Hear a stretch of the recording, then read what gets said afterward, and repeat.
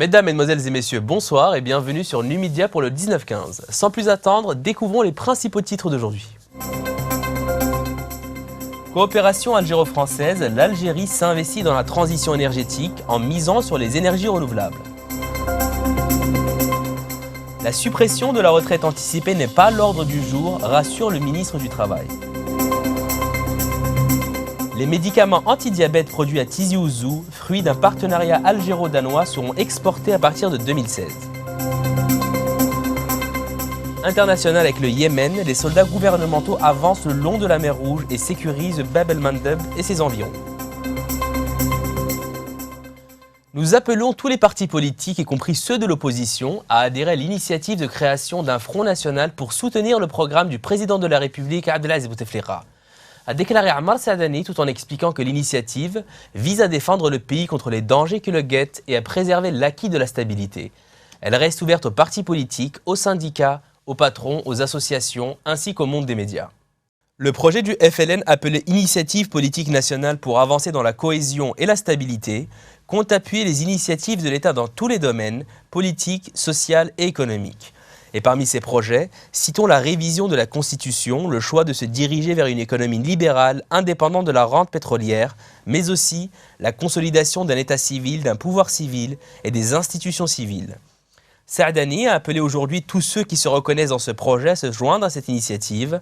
Une initiative, dit-il, qui n'appartient pas au FLN seulement, mais bien à tous ceux qui partagent avec nous les mêmes opinions, sinon des avis proches. Coopération algéro-française, le président de la République Abdelaziz Bouteflika a reçu hier samedi à Alger la ministre française de l'écologie, du développement durable et de l'énergie Ségolène Royal en visite officielle en Algérie. À cette occasion, cette dernière a mis en relief les efforts de notre pays dans le cadre de la transition énergétique, notamment en matière d'énergie renouvelable. Couverture de Yamina Bahir.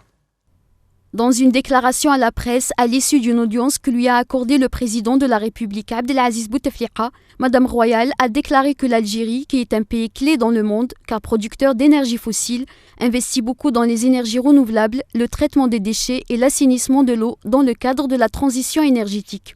Elle a relevé l'existence de plusieurs chantiers en Algérie dans le cadre de la transition énergétique, soulignant l'importance de mettre en valeur tous les investissements réalisés en la matière lors de la conférence de Paris sur les changements climatiques COP21 prévue à Paris en décembre prochain. La ministre française a indiqué dans ce sens avoir remis au président Bouteflika une lettre de son homologue français François Hollande qui le remercie de son engagement pour la COP21. Et j'ai eu l'occasion non seulement de rencontrer pratiquement une bonne partie de toute l'équipe gouvernementale, mais également le Premier ministre, le Président de la République, et surtout aussi de visiter des réalisations exceptionnelles que l'Algérie fait dans le cadre de la transition écologique, notamment sur le domaine de l'assainissement de l'eau, par exemple, de la reconquête paysagère, du traitement des déchets. Et j'ai eu l'occasion de vraiment remercier très chaleureusement les plus hautes autorités algériennes de l'engagement de l'Algérie pour aider la France à réussir la conférence de Paris sur le climat. Madame Royal a indiqué en outre avoir échangé avec le chef de l'État des questions climatiques et de sécurité qui seront examinées lors de la COP21. Elle a ajouté aussi avoir abordé avec le président de la République des questions scientifiques, notamment la biodiversité, relevant que le président Bouteflika est un très soucieux, impliqué et fin connaisseur de toutes les filières scientifiques.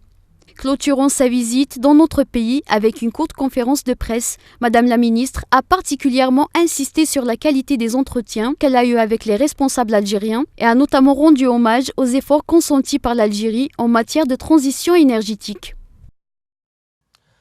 En dépit du contexte économique, le ministre du Travail, Mohamed El Ghazi, rassure. La suppression de la retraite anticipée n'est pas à l'ordre du jour.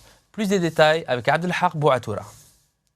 Le ministre du Travail, M. Mohamed El Ghazi, assure que 70% des organismes se sont conformés à la décision de suppression de l'article 87 bis et qu'il a instruit les inspections de travail à contribuer à l'application des mesures contenues dans la loi de finances 2015. Revenant sur les infractions commises par les employeurs, le ministre a révélé que plus de 43 000 procès-verbaux d'infractions relatifs au non-respect de la législation du travail ont été établis durant les 8 premiers mois de 2015. Le bilan des inspections du travail durant les 8 premiers mois de l'année en cours fait ressortir 142 000 visites de contrôle ayant donné lieu à l'établissement de 146 000 actes, dont 43 000 procès-verbaux d'infraction, a précisé M. le ministre. M. El Ghazi a ajouté que ces actions de contrôle qui touchent les domaines prévus par la législation du travail portent également sur la lutte contre la non-déclaration des travailleurs, afin d'assurer la couverture sociale à tous les travailleurs et le paiement d'un salaire conforme au minimum requis par la loi, et de manière générale sur le respect des droits fondamentaux des travailleurs.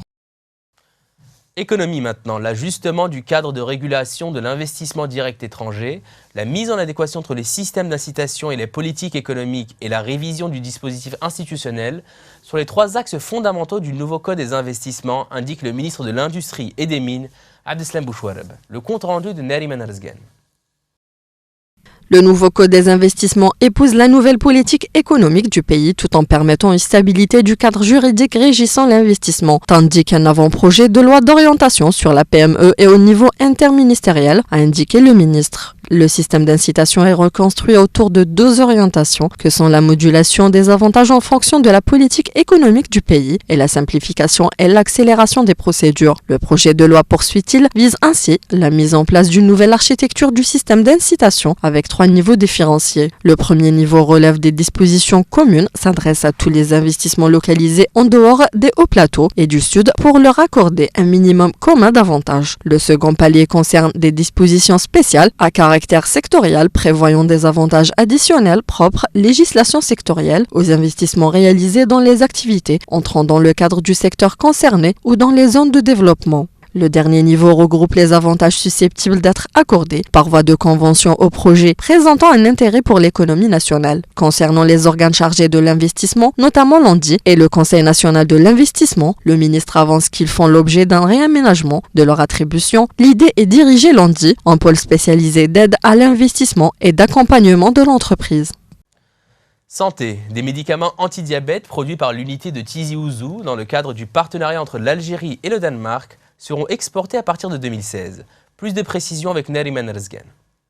Le ministre de la Santé, de la Population et de la Réforme hospitalière, Abdelmalek Boudiaf, a souligné l'importance qu'accordent les laboratoires Novo Nordisk à la coopération avec le groupe Saïdal afin de couvrir les besoins du marché national en insuline et de s'élargir à l'exportation dans l'avenir, annonçant le lancement de l'exportation des médicaments produits dans l'usine de Tizi Ouzou à partir de 2016. À cette occasion, il a annoncé la poursuite de la consolidation du partenariat avec le ministère à travers l'élargissement des activités préventives pour aider les malades au dépistage précoce du diabète, garantir le traitement et éviter les complications du diabète, maladies cardiovasculaires et pieds diabétiques notamment. De son côté, le ministre de la Santé, de la Population et de la Réforme hospitalière a annoncé la signature prochaine d'un mémorandum d'entente sur l'élargissement de l'investissement des laboratoires danois en Algérie. S'agissant du partenariat avec le ministère de la Santé, il convient de citer le projet d'une clinique mobile qui a sillonné depuis son lancement en 2010 plusieurs wilayas du pays. Le deuxième projet consiste en le suivi électronique des dossiers des diabétiques. Le projet a touché 23 établissements sanitaires dans 20 wilayas du pays ainsi que l'élargissement du partenariat à la prévention et la prise en charge des maladies non transmissibles dans l'hémophilie et l'accompagnement des programmes nationaux de santé. International maintenant. Au Yémen, le vice-président et premier ministre yéménite Khaled Bahah a prévenu hier samedi les Houthis que leur aventure touchait à sa fin, après la reconquête par les forces gouvernementales du détroit stratégique de Bab el-Mandeb et de ses environs. Le récit de Yamina Bahir. L'offensive qui a permis de reprendre cet important site se poursuivra pour la reconquête de Moka et de Houdaïda sur la mer Rouge, ainsi que tout le littoral allant jusqu'à la frontière maritime avec l'Arabie Saoudite.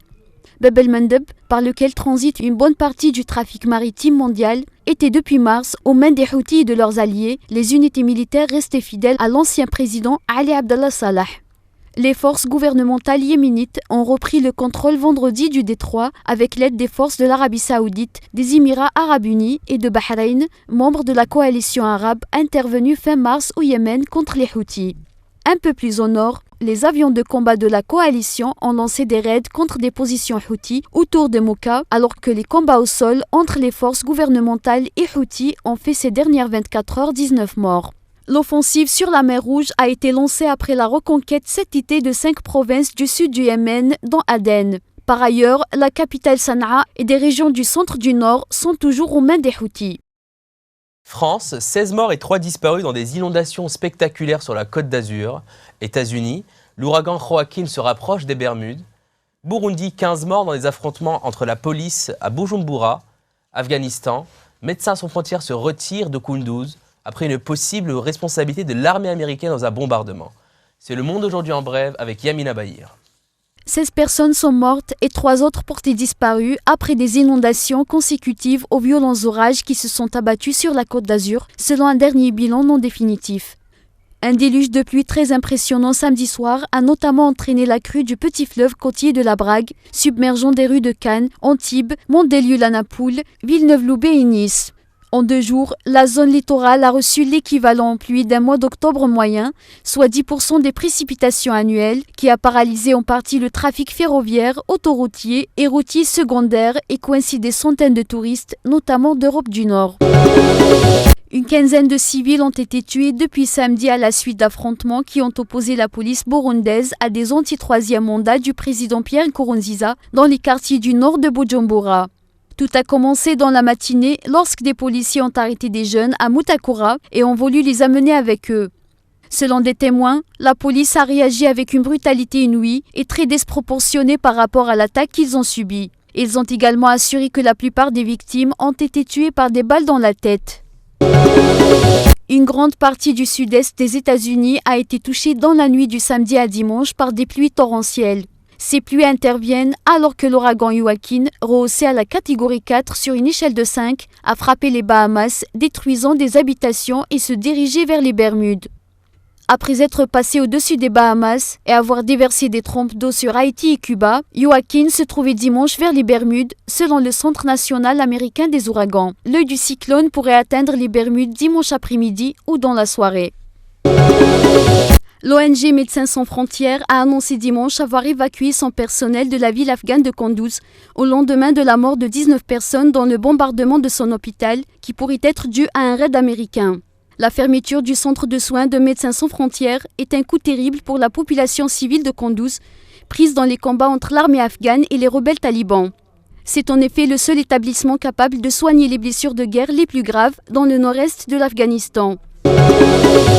Culture à présent. Devant un public constantinois tout acquis à son art, l'artiste lyrique Françoise Atlan a clôturé de belle manière sa tournée algérienne par une soirée grandiose à la salle Ahmed Bey. Les détails avec Nariman Alzgan.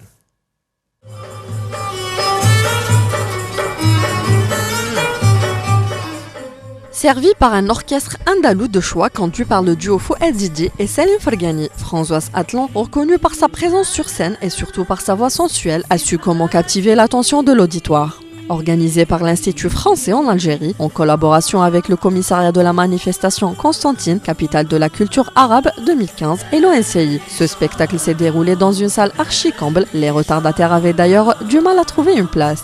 Françoise Atlan, juste avant de débuter son concert, a déclaré au public « Je suis très touchée d'être ici ce soir, car c'est le dernier concert de ma tournée en Algérie. Je suis très heureuse aussi de retrouver Maître Salim Fergani, avec qui j'ai chanté il y a bien longtemps, quand j'ai débuté sur ce répertoire. Je chante dans une ville qui n'est pas anodine pour moi. J'attendais ce moment avec impatience, car se produire dans le berceau du Melouf est un véritable challenge. » Durant près d'une heure, Atlan a repris aisément quelques standards de la musique andalouse, en leur donnant une dimension nouvelle, notamment en chantant en espagnol un répertoire tiré essentiellement de la Nouba Zidane. Une belle performance pour Atlan, qui rappelant est passionné par les musiques méditerranéennes. L'orchestre termine la soirée par une partie commune. Le public venu très nombreux a chaleureusement applaudi cette performance de Françoise Atlan, qui a réussi brillamment son passage à Constantine après les succès de ses concerts de Tlemcen, Annaba et Alger. Sport avec du football, l'USM Alger s'est qualifié pour la finale de la Ligue des champions africaine de football, en dépit de son match nul et vierge face à Al-Hilal du Soudan 0-0, hier au stade Omar Hamadi d'Alger en demi-finale retour. Le représentant algérien dans la plus prestigieuse compétition continentale des clubs a composté son billet pour la finale à la faveur de sa victoire 2-1 lors de la première manche de cette demi-finale, disputée au stade Darman à Khartoum. L'USM Alger affronte en finale le TP Mazembe.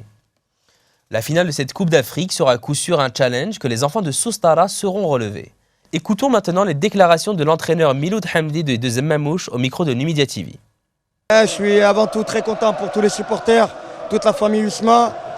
Après, y a des gens qui n'avaient pas beaucoup d'argent, qui ont quand même payé leur billet. C'est ce que j'avais dit aux joueurs. Attention les gars, il y a des gens qui n'ont pas de travail, qui ne mangent pas et qui sont là aujourd'hui pour vous encourager.